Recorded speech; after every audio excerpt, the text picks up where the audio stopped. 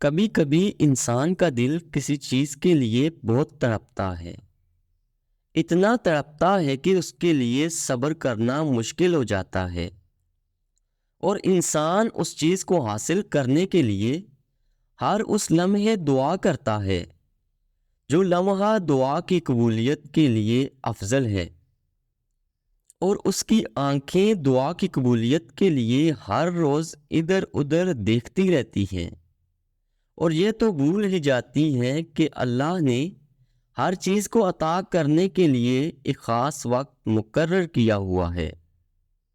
سنو، ہمیں یہ یاد رکھنا چاہیے کہ اگر ہمیں کسی چیز کو حاصل کرنے کی اتنی چاہت ہے تو اس چاہت کرنے والے دل کا خالق اور مالک کون ہے؟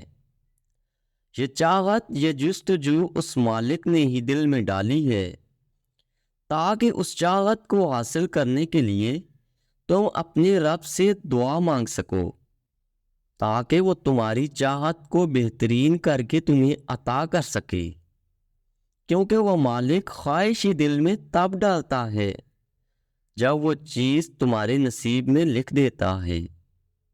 دعا تو صرف ہمارے ہی درجات بلند کرنے کا ایک خاص ذریعہ ہے، لیکن وہ مالک کبھی کبھی چاہتا ہے کہ میرا بندہ میرے لیے صبر کرے۔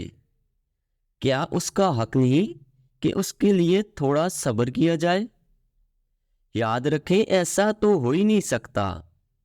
جو خواہش آپ کی زبان پر ہر وقت رواں رہتی ہو وہ آپ کو نہ ملے۔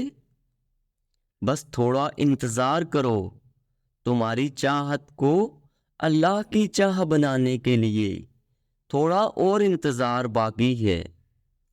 جس آزمائش کے لیے اللہ نے تمہیں چنا ہے اس کا انعام ابھی باقی ہے۔ دعا مانگتے رہو، ٹھیک ہو جائے گا سب۔ اللہ کی دیر میں کتنی بہتری ہے یہ تمہیں تب سمجھ آئے گا جب آپ کے سجدے شکر کے سجدوں میں بدل جائیں گے۔ سنو، کبھی کبھی ہم اللہ سے ایک پھول مانگتے ہیں، لیکن اللہ ہمیں صبر کی بدولت پورا پھولوں کا باغ عطا کر دیتا ہے۔ اپنے اللہ پر بھروسہ رکھو، کیونکہ ہر مشکل کے بعد آسانی ہے۔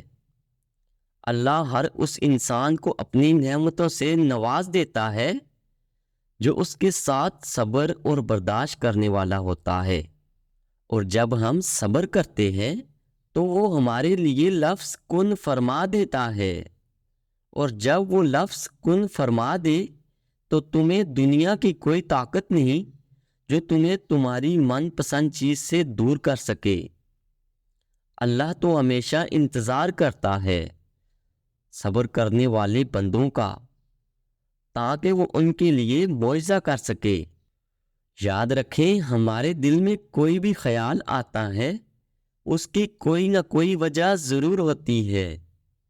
تمہارے دل میں کوئی بھی اچھا خیال اللہ کی طرف سے ہی تو آتا ہے۔ سنو، اللہ پر پختہ یقین کر لو کہ وہ ہماری دعائیں ضرور قبول کرتا ہے۔ اللہ ہر جگہ موجود ہے، وہ ہماری شرک سے بھی زیادہ قریب ہے، اور وہی دیتا ہے، اور دینے والا کبھی بھی دینے سے انکار نہیں کرتا۔ بس تھوڑا صبر کریں اور ایک دن آپ کی ساری دعائیں قبولیت کے روپ میں آپ کے سامنے ہو جائیں گی، انشاءاللہ۔